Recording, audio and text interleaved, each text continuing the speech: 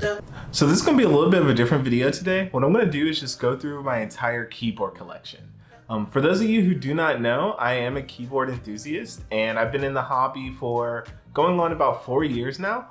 So I have quite a few keyboards, and in this video, I'm just going to show you all the ones I have and briefly talk about each one. Now in the future, I do plan on making 2 other videos, one of which is where I'm going to go through all my custom builds and try to walk you all through the process of why I picked the components I did when I built them. And then the second one is going to go through all the pre-builds I have and explain, well, why I bought each one, because each one I bought for, well, really a different purpose. Now with all that said, let's go ahead and look at the keyboards that I have so far.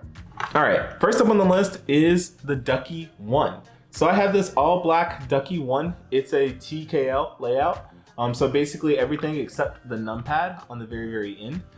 Really nice keyboard, and it has Cherry MX reds on it. So, all right, next keyboard I have is the Vermillo. I believe this is the Vermillo VB87MD. Yeah, I think that's right. But anyway, it's a white keyboard. I chopped on these blue Ducky branded keycaps. You kind of can't see the Ducky logo over there, but Ducky keycaps, and it has green Cherry MX green switches. Following up those, I have my An Pro. My An Pro has a silent Cherry MX red switch, so it's kind of dampened. Still sounds pretty cool. All right, next up on the list of pre-builds is the Input Club's Kira. The Input Club Kira is very similar to a full-size layout, but not exactly, but it does have kind of this numpad cluster. And this one has Heiko Royal clears. All right, this next keyboard is kind of a meme, but this is a Razer Black Widow Chroma TE. It has Kale box yellows in it, so yeah. All right, last on the list of pre-built keyboards, I have this Year of the Dog Edition Ducky keyboard. And mine has the Cherry MX blue switches. All right, now let's get into custom builds. They're a little bit cooler. This first one is a complete build I made from parts on KBD fans. I'm not gonna go into all the parts I used here today, but you can see it. And the switches are Heiko Royal clears. And here's a look at the back. It has a really big brass weight on the back. Next up is my second custom keyboard, and this is the Cake keyboard. That's why I decided to name it. Again, all these parts came from KBD fans, so nothing too exciting. And this one has Alia's 65-gram switches. Next up is a much smaller keyboard.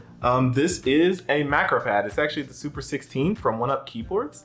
And it's really cool. And it has Cherry MX browns and Azalea's 65 grams, I believe. Next up is the Discipline 65 V1 kit. This is a really cool keyboard. It features all through-hole components, and it has Heiko Royal clears as well. This is the fully open source Arduino keyboard, and it has Kiwi switches. No keycaps though. Last on my list today is actually the keyboard that was plugged up behind me majority of this video, and that's the KBD Fans Maja keyboard. On the back, it's got this really cool weight, and it has koala switches. So,